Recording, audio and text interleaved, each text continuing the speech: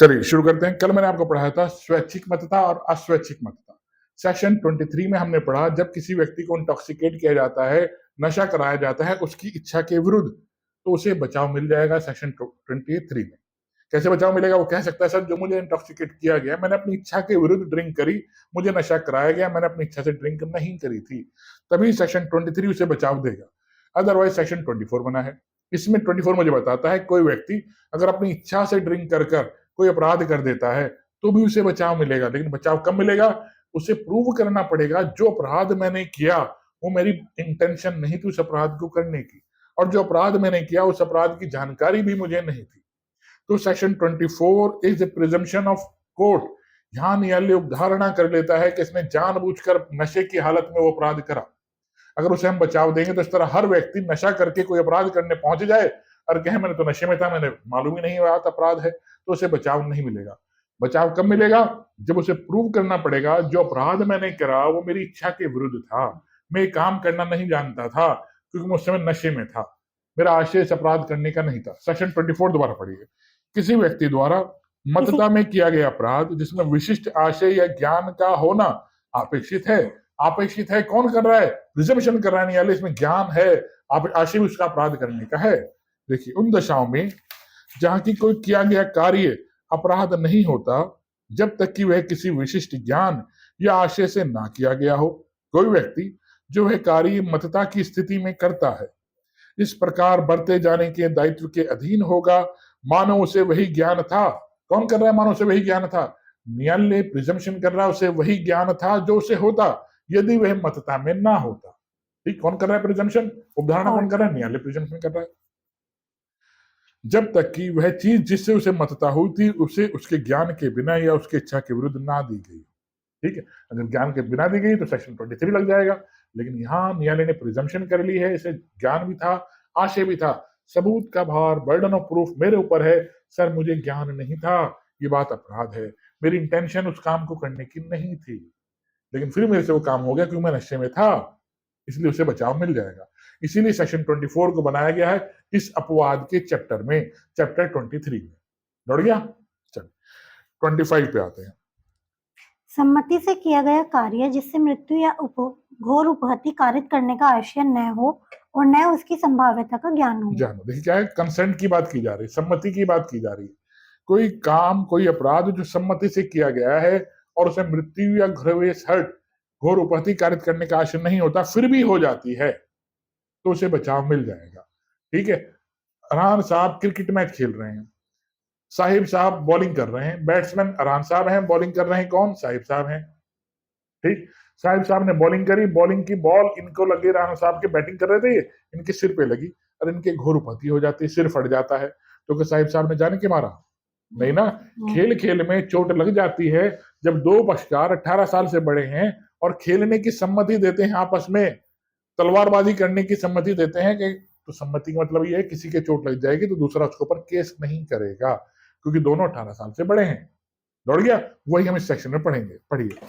कोई बात जो मृत्यु या घोर उपहति कारित करने के आशय से न की गई हो, यानी कि मेरी इंटेंशन मृत्यु करने की ना हो दूसरे व्यक्ति की, साहिब साहब अरहान साहब से दुश्मनी ना रखते हो, इनको जान से मारने की इनकी इंटेंशन ना हो या घोर उपहति कारित करने की इनकी इंटेंशन ना हो। शोएब अख्तर सामने खड़े सचिन तेंदुलकर, शोएब अख्तर सोच रहा है इसके पैर पे बॉल मारूंगा, पैर तोड़ दूंगा इसका। उसको शोएब अख्तर सोच रहा है कि सचिन तेंदुलकर के पैर पे बॉल मारूंगा, इसके पैर तोड़ दूंगा, सिर पे बॉल मारूंगा, इसके सिर तोड़ दूंगा। उसकी इंटेंशन मारने की है ना, ग्रेविसाइड करने की है ना, तो उसे बचाव नहीं मिलेगा।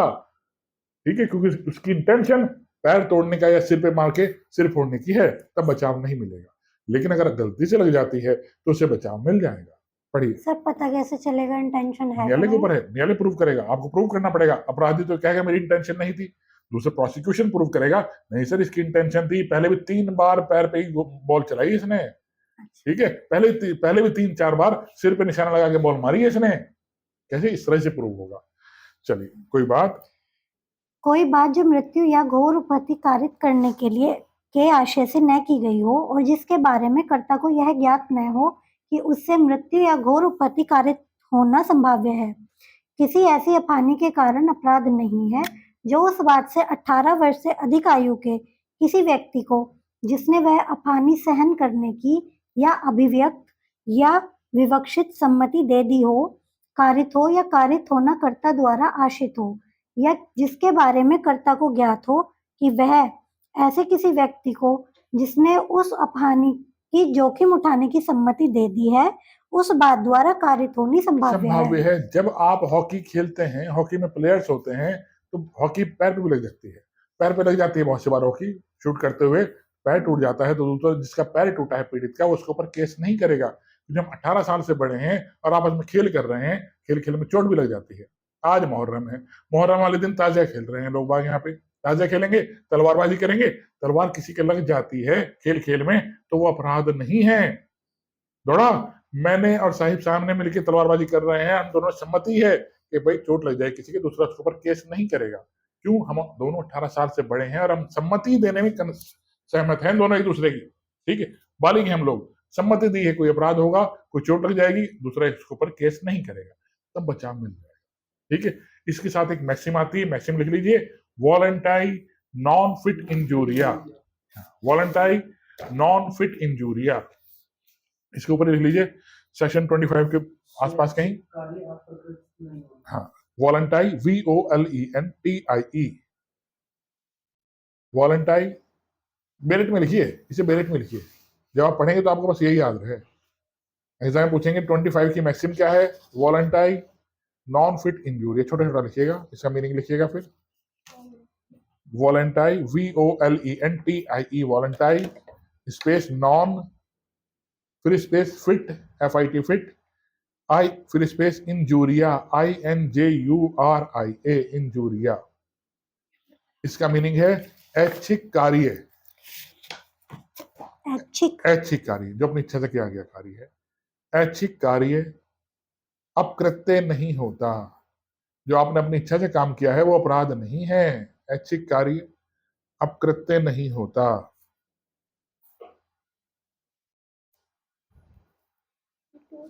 हो गया? हाँ। ऐच्छिक कार्य अपकृत्य नहीं होता। अब इसका एग्जाम्पल पढ़िए। कह और यह आमोदार्थ आपस में पट्टेबाजी करने को सहमत होते हैं।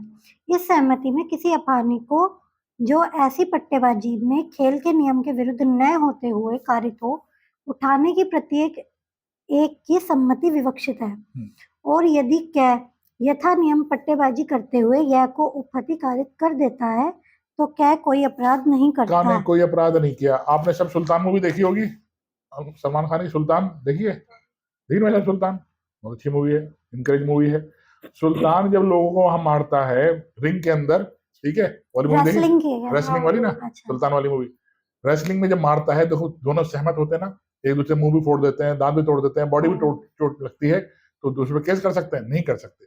सेक्शन 25 लग जाएगा, वॉलंटाइन नॉन फिट इंजूरिया, क्योंकि वहां मारपिटाई नॉर्मल थी, रिंग के अंदर एक दूसरे को मार रहे थे वो लोग, याद आ गया ना। आई 26, किसी व्यक्ति के फायदे के लिए सम्मति से सद्भाव पूर्वक किया गया कार्य जिससे मृत्यु कारित करने का आशय नहीं है। बस देखिए क्या कर रहे हैं, किसी व्यक्ति के फायदा गोल कर लीजिए, इसमें फायदा, किसी व्यक्ति के फायदे के लिए, बेनिफिट इंग्लिश में लिखा है, बेनिफिट, ठीक है, पढ़िए देखिए। कोई बात जो मृत्यु कारित करने के आशय से न की गई हो, किसी ऐसी अपहानी के कारण नहीं है जो उस बात से किसी ऐसे व्यक्ति को जिसके फायदे के लिए वह यह सद्भाव पूर्वक की जाए और जिसने उस अपहानी को सहने या उस अपहानी की जोखिम उठाने के लिए चाहे अभिव्यक्त या विवक्षित सम्मति दे दी हो, कारित हो या कारित करने का कर्ता का आशय हो या कारित होने की संभाव्यता कर्ता को ज्ञात है। आप सड़क पे जा रहे हैं, सड़क पे जाते जाते आपके कहीं चोट लग गई, खून बहने लगा, आप मूर्छित बेहोश अवस्था में पड़े हैं, मैं एक डॉक्टर हूं, मैं देखता हूँ उसका खून बह जाएगा, ये तो मर जाएगा व्यक्ति, मैं वहीं पे ही आपका इलाज करता हूँ, आपके पट्टी वट्टी बांधता हूँ, और आपने सम्मति मुझे दे दी है एक्सप्रेस और इम्प्लाइड, अभिव्यक्त या विवक्षित तौर पर आपने मुझे इशारों से दर्शा दिया, मेरा कुछ इलाज करो, मैं मर जाऊंगा नहीं तो, ठीक है, या फिर मुझे बोलकर दर्शाया आपने, तुम्हारी पट्टी बांध दो, मुझे हॉस्पिटल ले जाओ, तो इस सम्मति से अगर आपको कुछ अपहानि हो जाती है तो मैंने कोई अपराध नहीं किया। आपका कल को पैर काटना पड़ जाता है, मैंने आपकी जान बचाई, मैंने कोई अपराध नहीं किया, ठीक है। आप जब किसी डॉक्टर के पास जाते हैं इलाज कराने के लिए, डॉक्टर सबसे पहले क्या करता है, आपसे कंसेंट फॉर्म भरवाता है ना, आपके जो रिश्तेदार होते हैं, जो घर वाले होते हैं, उनसे कहता है इस पेपर पर साइन कर दो, सारी 1000 कंडीशन उसमें लिखी होती हैं, बारीक बारीक इस पर आपसे साइन करा लेता है। वो आपसे अपनी जान बचवाता है, कल को हानि हो जाती है कुछ तो इस सेक्शन में से बचाव मिल सके। डॉक्टर का बचाव इस सेक्शन में दे रखा है। ठीक है, आपने देखा होगा बहुत से पेरेंट लेडी होती है, बच्चे को बचाने के लिए मां मर जाती है, मां को बचाने के लिए बच्चा मर जाता है, लेकिन डॉक्टर पहले ही कंसेंट फॉर्म भरवा रखा होता है। तो आप पीड़ित लोग, परिवार के सदस्य उस डॉक्टर का कुछ नहीं बिगाड़ सकते कि उसने कंसेंट फॉर्म भरा रखा है। लेकिन अगर वो डॉक्टर आपसे दुश्मनी रखता है, आपसे चाहता है इसे जान से मारना है मुझे, और वो कोई ऐसा इंजेक्शन लगा देता है जो उसे लगाना नहीं था जानबूझकर, या खाली इंजेक्शन लगा देता है हवा हवा का, जानबूझकर इसे मारना है, तब उसे बचाव नहीं मिलेगा। दौड़ा बचाव किसे मिलेगा? जिसने सद्भाव पूर्वक काम में लाते हुए पीड़ित की कंसेंट से, सम्मति से, उसके फायदे के लिए, सद्भाव पूर्वक, गुड फेथ में उसकी जान बचाने के लिए वो काम किया है, तभी बचाव मिलेगा। क्या ध्यान रखना है सेक्शन में आपको 26 में? सम्मति और फायदे के लिए। दो शब्द मैंने गोल कराए आपको, कंसेंट और फायदे के लिए। ठीक है, सम्मति होनी चाहिए, चाहे एक्सप्रेस तौर पे चाहे इम्प्लाइड तौर पे। एक्सप्रेस क्या होती है? आपको बोलकर बताए। इम्प्लाइड इशारों द्वारा बताए, मेरा इलाज कर दो जी, देखो मेरा खून बह रहा है। एग्जाम्पल देखिए, का एक शल्य चिकित्सक यह जानते हुए कि एक विशेष शल्य प्रक्रिया से यह को जो वेदनापूर्ण व्याधि से ग्रस्त है मृत्यु कारित होने की संभाव्यता है, किंतु यह कि मृत्यु कारित करने का आशय न रखते हुए और सद्भाव पूर्वक यह के फायदे के आशय से यह की सम्मति से यह पर वह शल्य क्रिया करता है, कहने कोई अपराध नहीं शल्य किया। क्या मीन्स इलाज करता है, तो उसने कोई अपराध नहीं किया। क्लियर? 27 देखिए, संरक्षक द्वारा या उसकी सम्मति से बालक या विकृत चित्त वाले व्यक्ति के फायदे के लिए सद्भाव पूर्वक किया गया कार्य। गार्जियन कोई बात जो 12 वर्ष से कम आयु के व्यक्ति या विकृत व्यक्ति के फायदे के लिए सद्भाव पूर्वक उसके संरक्षक की या विधि पूर्ण भार साधक किसी अन्य व्यक्ति द्वारा या अभिव्यक्ति या विवक्षित सम्मति से की जाए, किसी ऐसी हानि के कारण अपराध नहीं है जो उस बात से उस व्यक्ति को कारित हो या कारित करने का कर्ता का आशय हो या कारित होने की संभाव्यता कर्ता को ज्ञात हो। कोई बात अपराध नहीं है। 12 साल से कम के बच्चे का इलाज कराने पिता डॉक्टर के पास जाता है, वहीं इसका इलाज कर दो, और वहां उससे कुछ मिस्टेक हो जाती है तो कंसेंट किसने दी है? पिता ने दी है, गार्जियन ने दी है, तो डॉक्टर ने कोई अपराध नहीं किया। ठीक है, 12 साल से कम का बच्चा अपनी सम्मति देने से रहा तो उसकी तरफ से उसे गार्जियन सम्मति दे सकते हैं। या एक पागल व्यक्ति है घर में, ठीक, अब उस पागल व्यक्ति को या कोई अनसाउंड व्यक्ति है, घर के परिवार के सदस्य सब परेशान हो गए, ठीक है, पागल व्यक्ति है, तो वो डॉक्टर के पास जाते हैं, इसे जहर का इंजेक्शन लगा दो जी, इसे मार दो जी, इसने तो हमारे से पूरे खानदान को परेशान कर रखा है, तो वो अपराध है। ठीक है, सम्मति किसके दे रहे हैं? वो मारने की सम्मति दे रहे हैं, अपराध है। लेकिन अगर उसकी जान बचाने के लिए उसका कोई इलाज किया जाता है तो उसे बचाव मिल जाएगा। ठीक है, सम्मति किसने दी है? गार्जियन सम्मति दे सकते हैं। किसके? 12 साल से कम के बच्चे की सम्मति तो मैंने नहीं रखती, कौन देगा? गार्जियन सम्मति देंगे, या विकृत व्यक्ति के गार्जियन सम्मति देंगे, उसे कोई इलाज कराना है, कोई बात कहते हैं, किसके फायदे के लिए? उस बच्चे के फायदे के लिए। ठीक, चलिए। परंतु इस अपवाद का विस्तार साक्ष्य मृत्यु कारित करने या मृत्यु कारित करने का प्रयत्न करने पर नहीं होगा। मैंने कहा ना अभी इसका, माँ बाप उस पागल बच्चे को मारने के लिए जहर का इंजेक्शन लगवाते हैं तो बचाव नहीं मिलेगा, क्यों? फायदा थोड़ी है, मारना चाह रहे हैं माँ बाप तो उसे। एक घर में ट्रांसजेंडर बच्चा पैदा हुआ, ठीक है, घर वाले सारे परेशान, किसी ने तो हमारे भविष्य खराब कर देगा सारा, ठीक है, घर में बहन भाई भी हैं, अब पिता परेशानी से क्या करें, ट्रांसजेंडर के पास छोड़े या किसे करें, किस तरह करें, तो डॉक्टर के पास जाके उसे मारने के लिए कोई दवाई लेकर आता है, तो पिता अपराधी है, फर्स्ट पैरा लग जाएगा। उसका आशय मृत्यु कारित करने का है उस ट्रांसजेंडर बच्चे की। थोड़ा बी पॉइंट। मृत्यु व घोर उपत्ति के निवारण के या किसी घोर रोग या अंग शैथिल्य से मुक्त करने के प्रयोजन से भिन्न किसी प्रयोजन के लिए किसी ऐसी बात के करने पर न होगा जिसे करने वाला व्यक्ति जानता हो कि उसे मृत्यु कारित होना संभाव्य है। बस वो इलाज कराने के लिए पिता पहुंचा है तो उसे बचाव मिल जाएगा, लेकिन इलाज कराने से भिन्न उसे मारने के लिए पहुंचा है या घोर उपत्ति कारित करने के लिए पहुंचा है तो उसे बचाव नहीं मिलेगा। एक पिता अपने बच्चे की उंगली काट देता है, हाथ काट देता है, आंख फोड़ देता है, फुड़वा देता है, डॉक्टर से कहता है इसमें तेजाब की बूंद डाल दो उसकी आंख में ताकि मेरा बच्चा अच्छे से भीख मांग सके, इसको सिंपैथी मिल जाए, तो वो इस सेक्शन में आ जाएंगे। ये सब अपराध होते हैं। ये तो कोई फादर ऐसे कर सकता करते हैं, बिजनेस बना रखे हैं लोगों ने। ठीक है, ये सब गार्जियन है। फादर में तो सवाल क्या लिखा है, संरक्षक लिखा है। चाचा के पास कोई बच्चा है, पिता ने छोड़ा, भाई हमारे बच्चे को पढ़ा देना, मुंबई छोड़ रखा है, अच्छा। दिल्ली छोड़ रखा है, हमारे बच्चे को पढ़ा देना, तुम्हारे घर पे रहेगा। वहां उसकी डेली पिटाई भी हो रही है और उसे फीस भी मंगवाई जा रही है। ठीक है नहीं, सेक्स वर्कर में भी लगवाया जा रहा है उस बच्ची को जिसके पास छोड़ गए थे अपने रिश्तेदार। ठीक है, इसलिए अपने बच्चे को बस अपनी नजरों के सामने रखना चाहिए, किसी की नजर के सामने नहीं। कोई रिश्तेदार आज के समय में ऐसा नहीं जो आपके आपके अलावा ध्यान रख सके अपने बच्चे, आपके बच्चे का। ठीक है, खास ध्यान, समाज चेंज हो चुका है। चलिए सी पॉइंट। स्वेच्छा घोर उपपत्ति कारित करने या घोर उपपत्ति कारित करने का प्रयत्न करने पर नहीं होगा जब तक कि वह मृत्यु या घोर उपपत्ति के निवारण के या किसी घोर रोग या अंग शैथिल्य से मुक्त करने के प्रयोजन से न की गई हो। उसको कोई बीमारी हो गई थी, बीमारी करने इलाज करने के लिए पिता लेकर गया था, बीमारी बढ़ाने के लिए लेकर नहीं गया था। ठीक है, या उसके रिश्तेदार बीमारी का इलाज करने के लिए लेकर गए थे, बीमारी बढ़ाने के लिए नहीं। बीमारी बढ़ाने के लिए लेकर गए हैं तो ये अपवाद वहां लागू नहीं होगा। ठीक, किसी ऐसे अपराध के दुष्प्रेरण पर न होगा जिस अपराध के लिए किए जाने पर इसका विस्तार नहीं है। अबेटमेंट पे भी लागू नहीं होगा। दुष्प्रेरण क्या होता है, किसी को उकसाना, षड्यंत्र और सहायता, तीन तरीके से चैप्टर है ये, अलग से हम चैप्टर 4 में दे रखा है, उसमें पढ़ेंगे। कोई अपराध के बचाव उसमें नहीं मिलेगा। एग्जाम्पल देखिए। क्या सद्भाव पूर्वक अपने बालक के फायदे के लिए अपने बालक की सम्मति के बिना यह संभाव्य जानते हुए कि शस्त्र कर्म से उस बालक की मृत्यु कारित होगी, न कि इस आशय से कि उस बालक को मृत्यु कारित कर दे, शल्य चिकित्सक द्वारा पथरी निकलवाने के लिए अपने बालक की शल्य क्रिया करवाता है। कै का उद्देश्य बालक को रोग मुक्त कराना था, इसलिए वह इस अपवाद के अंतर्गत आता है। दौड़ गया, बच्चे के पेट में पथरी हो गई है, पिता उसको इलाज कराने के लिए डॉक्टर के पास गया, उसने चीट-फाड़ तो करनी पड़ेगी ना। लेकिन कंसेंट किसने दी है, पिता ने कंसेंट दी है। किसके लिए दी है, पथरी निकालने के लिए। ठीक, और डॉक्टर ने उसका किडनी निकाल के पिता के हाथ में दे दी, लो जी ये ले जाओ, इसमें अपराध निकाल लियो। ऐसा हो सकता है? उसने अपराध किया, ठीक है, कैसे निकालने निकाल लो, वो अपराध है ना वो तो। ठीक है, तो उसने अपराध किया। चलिए, लेकिन अगर पिता का इरादा रोग मुक्त कराना था तो उसने कोई अपराध नहीं किया, डॉक्टर ने भी कोई अपराध नहीं किया। कल को बच्चे को कुछ हानि हो जाती है तो डॉक्टर ने और पिता ने कोई अपराध नहीं किया, कंसेंट दी थी। 12 साल से ऊपर कम का बच्चा कंसेंट नहीं दे सकता, पागल व्यक्ति कंसेंट नहीं दे सकता। फिर भी कल को डॉक्टर से कुछ गलती हो जाती है, फिर मर जाता है बच्चा, पिता को इल्जाम आता है, पिता ने कोई अपराध नहीं किया। 28 सम्मति जिसके संबंध में यह ज्ञात हो कि वह भय या भ्रम के अधीन दी गई है। बस एग्जाम पूछेंगे सम्मति कैसी होती है, कहाँ दे रखी, 28 में दे रखी, कंसेंट, जो भय या डर के अधीन दी गई है, भ्रम के अधीन दी गई। अब भय क्या होता है, देखिए, कोई सम्मति, कोई सम्मति ऐसी सम्मति नहीं है जैसी संहिता की किसी धारा के से आश्रित है।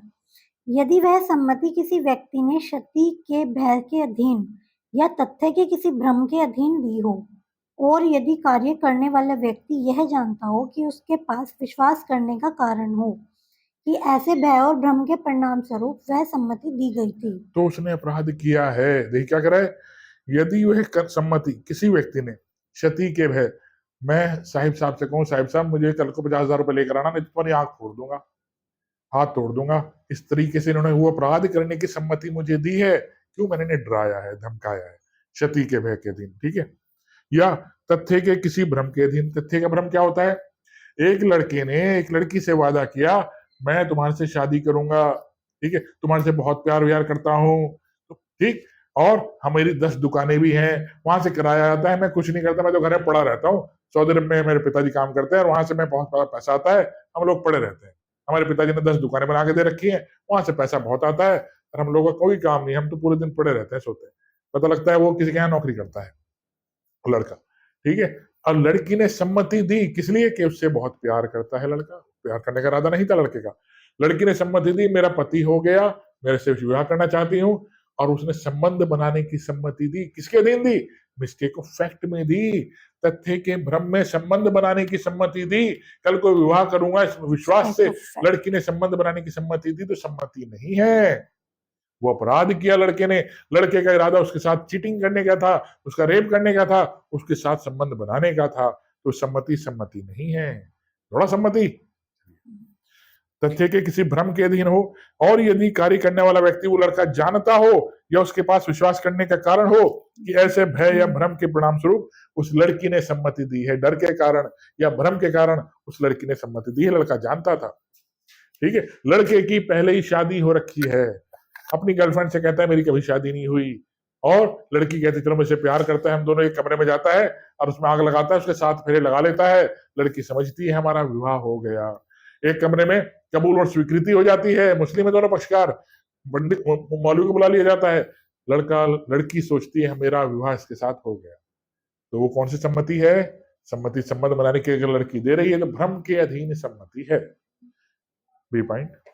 यदि वह सम्मति ऐसे व्यक्ति ने दी हो जो चित्त विकृति या मत्तता के कारण उस बात की जिसके लिए वह अपनी सम्मति देता है प्रकृति और परिणाम को समझने में असमर्थ हो। यदि वह सम्मति ऐसे व्यक्ति ने दी है किसके कारण? पागलपन के कारण, या किसी व्यक्ति ने ड्रिंक रखी है, ठीक, ड्रिंक करने का अनुसरण है, वो कहता है चलो मेरे पे गोली चला आज।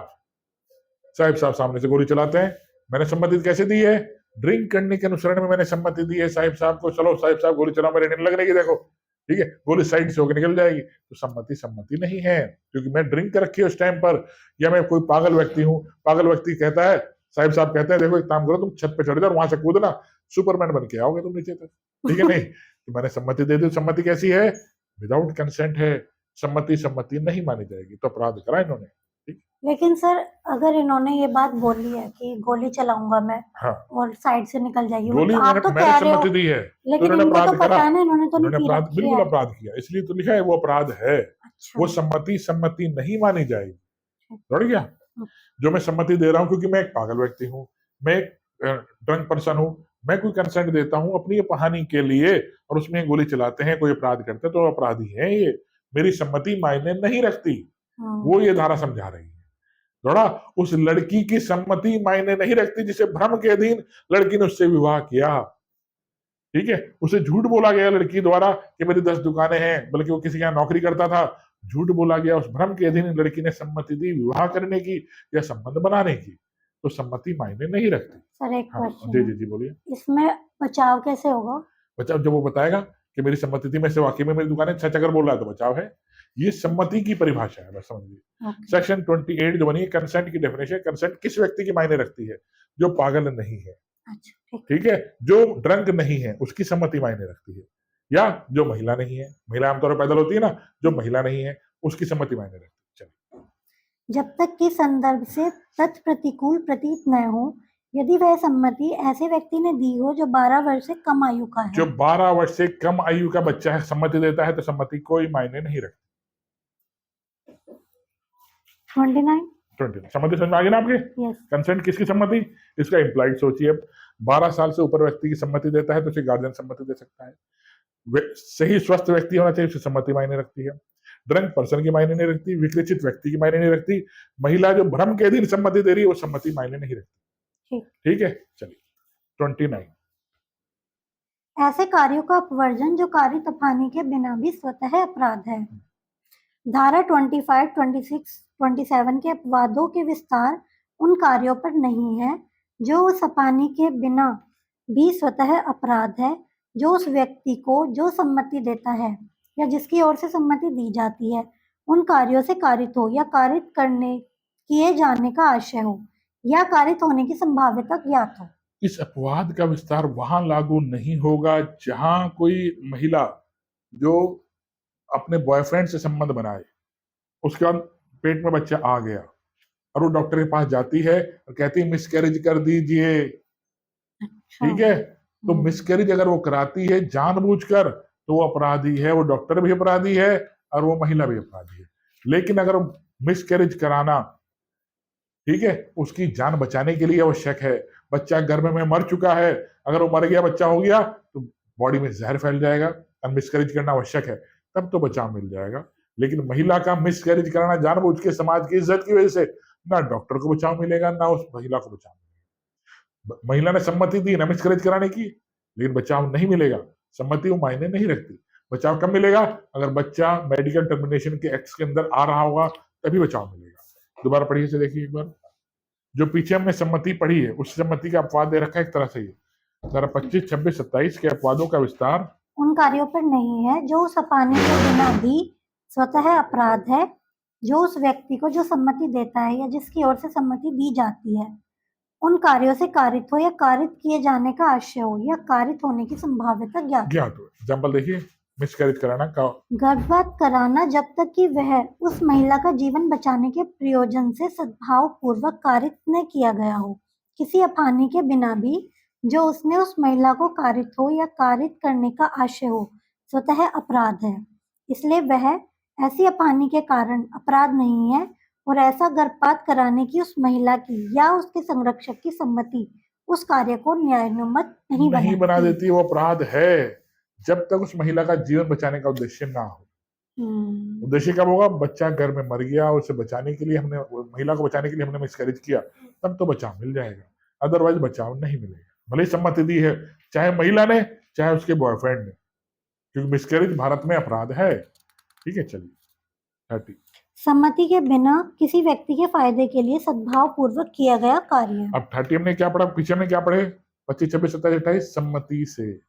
अब हम यहाँ पढ़ेंगे सम्मति के बिना, लेकिन उस व्यक्ति के फायदे के लिए।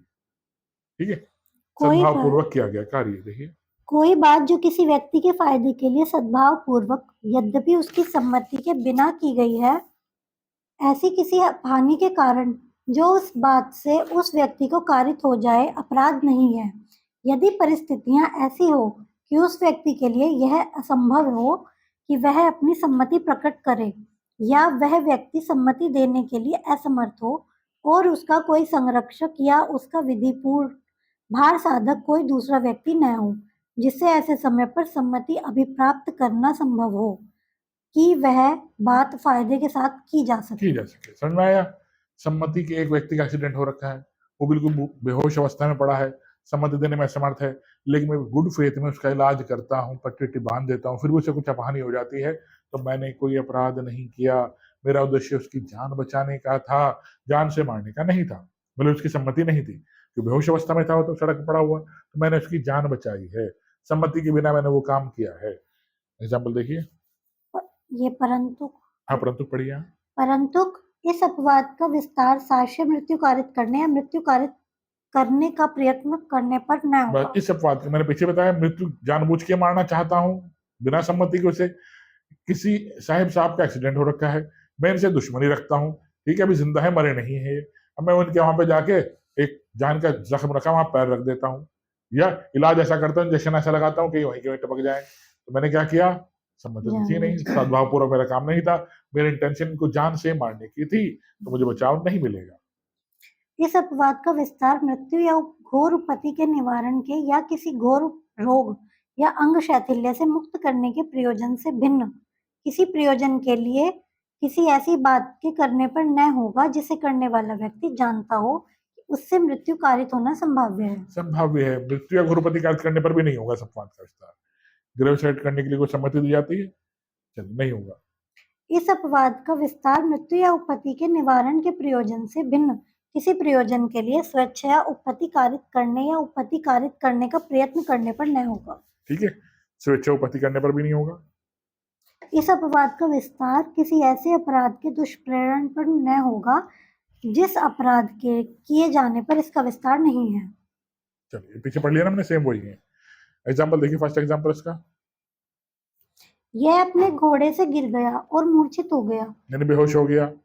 क्या एक शल्य चिकित्सक का यह विचार है कि यह के कपाल पर, यानी कि बॉडी पर शल्य क्रिया आवश्यक उसका है? इलाज किया जाना उस डॉक्टर के लिए लग रहा है कि आवश्यक है, इसका इलाज नहीं किया तो मर जाएगा ये। क्या यह कि मृत्यु करने का आशय न रखते हुए किंतु डॉक्टर का सद्भावपूर्वक, इंटेंशन सिर्फ इलाज करने की है, मृत्यु करने का आशय उस डॉक्टर का नहीं है। यह के फायदे के लिए यह के स्वयं किसी निर्णय पर पहुंचने की शक्ति प्राप्त करने से पूर्व ही कपाल पर शल्य क्रिया करता है, क्या ने कोई अपराध नहीं किया। समझ में आ गया? उस डॉक्टर ने कोई अपराध नहीं किया। यह को एक बाघ उठा ले जाता है, यह जानते हुए कि संभाव्य है कि गोली लगने से यह मर जाए, किंतु यह का वध करने का आशय न रखते हुए और सद्भाव पूर्वक यह के फायदे के आशय से क्या उस बाघ पर गोली चलाता है, क्या की गोली से या तो मृत्यु कारक घाव हो जाता है, क्या ने कोई अपराध नहीं किया। समझ में आया? अरहान साहब को बाघ उठा ले जाता है, शेर उठा के ले जा रहा है, और मैं देखता हूँ अरहान साहब को खा जाएगा ये बाघ, तो ये मैं गोली चलाता हूँ, गोली चलने से शेर तो भाग जाता है, गोली चलने से गोली इनके पैर पर लग जाती है, तो मैंने कोई अपराध किया? नहीं किया। इनकी सम्मति नहीं थी तो मैंने कोई अपराध नहीं किया। अब इस एग्जाम्पल को थोड़ा और घुमाते हैं।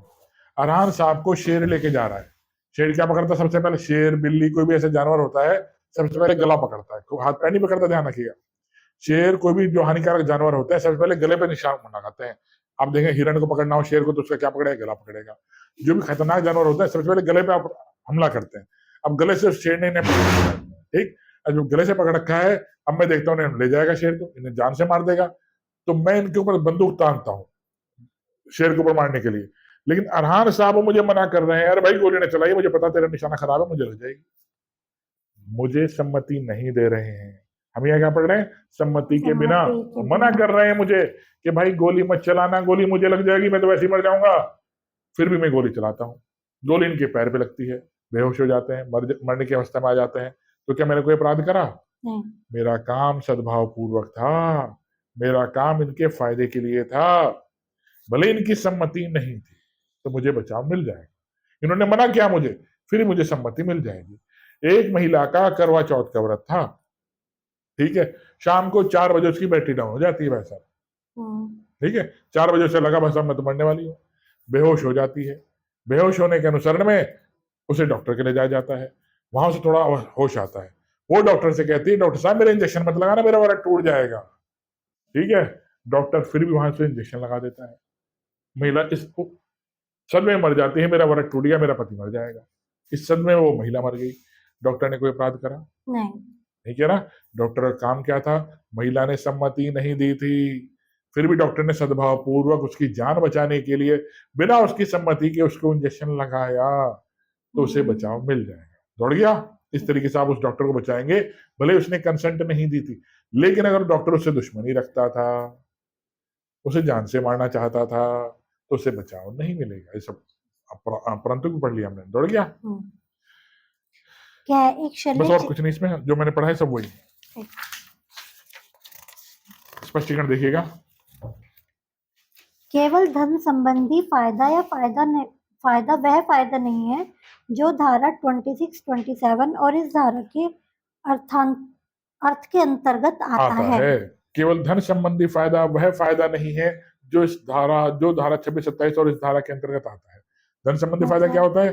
किसी व्यक्ति को पैसे का फायदा पहुंचा देना, ठीक है। एक व्यक्ति डॉक्टर के पास जाता है, डॉक्टर साहब एक काम करो, मेरा ना हाथ काट दो। क्यों काट दो भाई? अजी मैं अच्छे से भीख मांग सकूं, हाँ? ठीक है, मेरा हाथ काट, अरे सब दुनिया पड़ी है, ठीक है, मेरे पेट पे कुछ ऐसा चीज बना दो ताकि मैं नुकसान हो जाए मुझे और मैं अच्छे से मुझे पैसे मिल सके, अच्छे से भीख मांग सकूं, जिससे मुझे धन संबंधी फायदा हो जाए, तो उसमें बचाव नहीं मिलेगा उसे डॉक्टर को, ठीक है।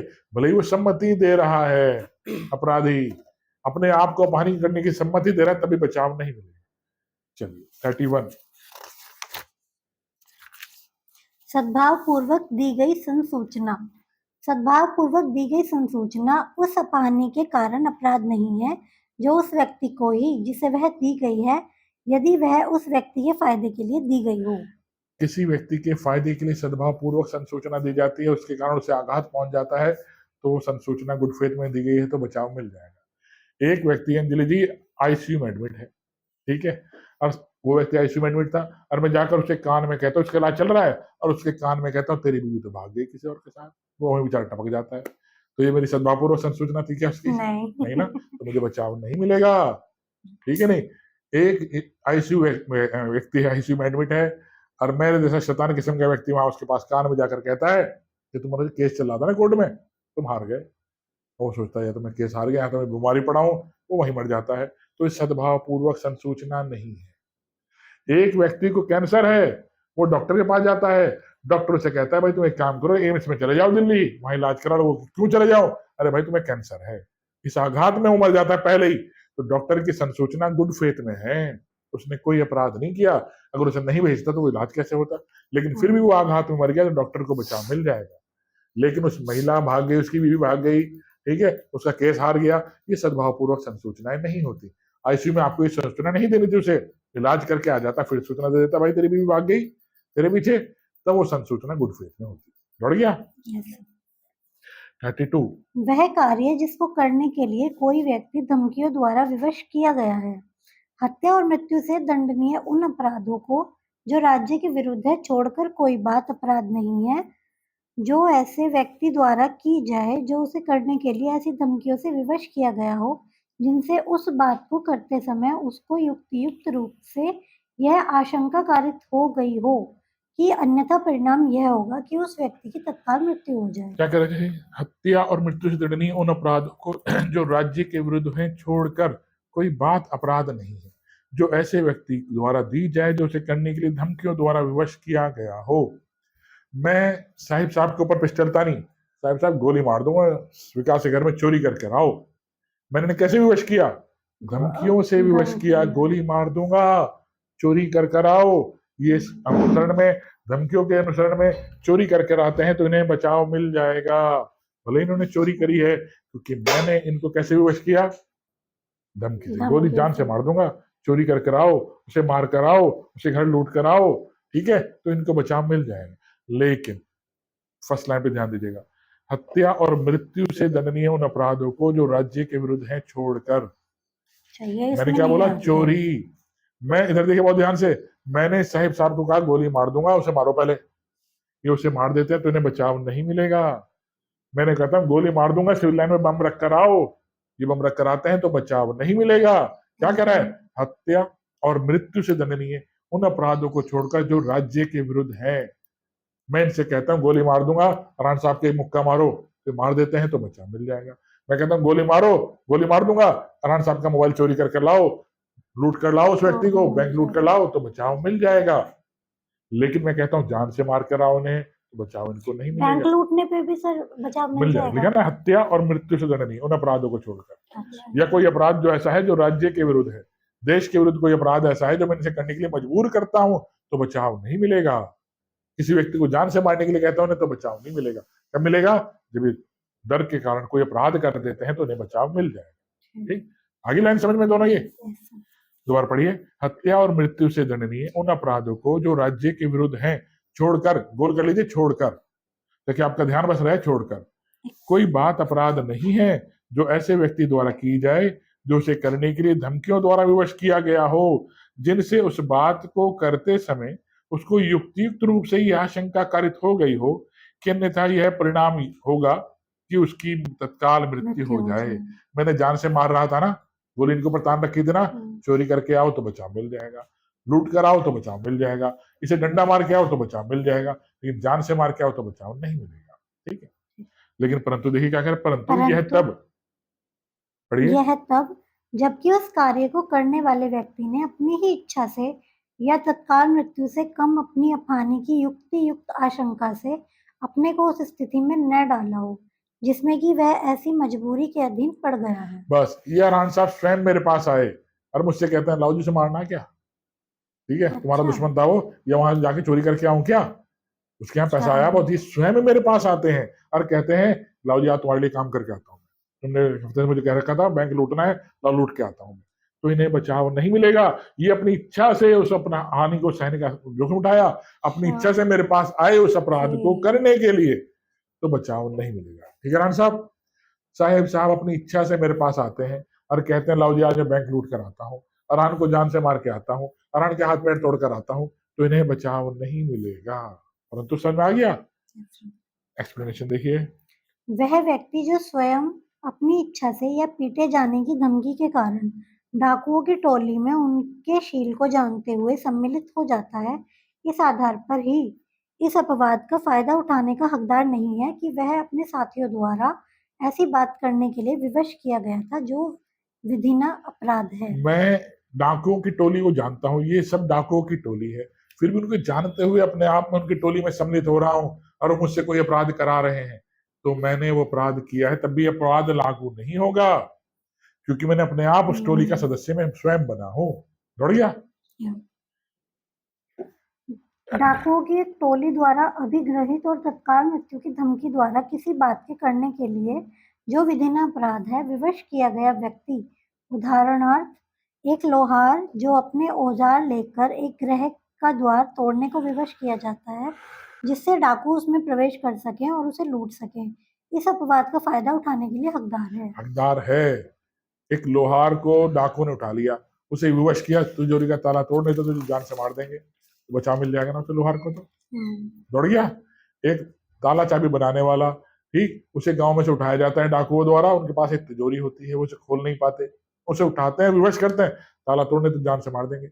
वो ताला तोड़ देता है, ताला खोल देता है, तिजोरी खोल देता है, तो उसने कोई अपराध नहीं किया। लेकिन गांव में एक चंचल किस्म का व्यक्ति जो लोहार का काम भी करता है, वो देखता है हमारे गांव में ना एक टोली सी आई हुई है, 20-25 लोग बैठे हैं, घोड़े भी उनके पास हैं, उनके पास हथियार भी हैं। तो वो पूछता है उनसे जाकर, अरे क्या, कहाँ से आ गए तुम लोग, पिक्चर विक्चर बन रही क्या? वो कह रहा नहीं, हम लोग डाकू हैं। अच्छा डाकू? मैंने कहा डाकू कभी देखे ही नहीं है, कैसे होते हैं डाकू, कैसे गोलियां चलाते हैं? ठीक है, तो उस डाकुओं को टोली का जानते हुए स्वयं इस टोली में उनके पास स्वयं जा रहा है। अब डाकू उससे पूछते तू क्या करता है भाई? अजी मैं तो लोहार हूँ, ताले चाबी बनाता हूँ। अच्छा बैठ जा। और वहां से उससे ताला चाबी खुलवा रहे हैं वो, तो क्या उसे बचाव मिलेगा? अब नहीं मिलेगा। उसने स्वयं अपने आप को उस परिस्थिति में डाला है। क्यों गया तू? बंदूक ले रखी तुम 20 लोगों ने, डाकुओं की टोली के पास क्यों गया? वहां उसे बचाव नहीं मिलेगा। देखो बहुत दूर दूर की कौड़ी है, दिमाग हाजिर रखना तभी पल्ले पड़ेगा। दिमाग आपका यहाँ हाजिर रहेगा तो हर चीज समझ में आ जाएगी। माइंड उधर उधर मत घुमाना। मैंने आपको हर चीज बताई, मैं स्वयं अपने आप को उस परिस्थिति में डाल रहा हूँ। लोहार ने अपने आप को इस परिस्थिति में स्वयं डाला। भाई क्या कर रहे हो 20 लोग यहाँ पर? उसने कहा हम लोग डाकू हैं। भाग जाना चाहिए था ना समय सही, लेकिन वहीं खड़ा रहा, पूछने लगा उनसे, एक्साइटेड हो गया, कैसे गोलियां बनाते हो, कैसे गोली चलाते हो, कहाँ कहाँ तुमने आज तक लूटा है, दिखाना लूट का माल। वो कहते हैं तुम क्या करते हो? जी मैं तो लोहार हूँ, मैं ताले चाबी बनाता हूँ। उससे वहां ताला तुड़वाते हैं, तो उसने अपराध किया है। दौड़ गया। चलिए 33 देखिए। तुच्छ अपहानि कारित करने वाला कार्य।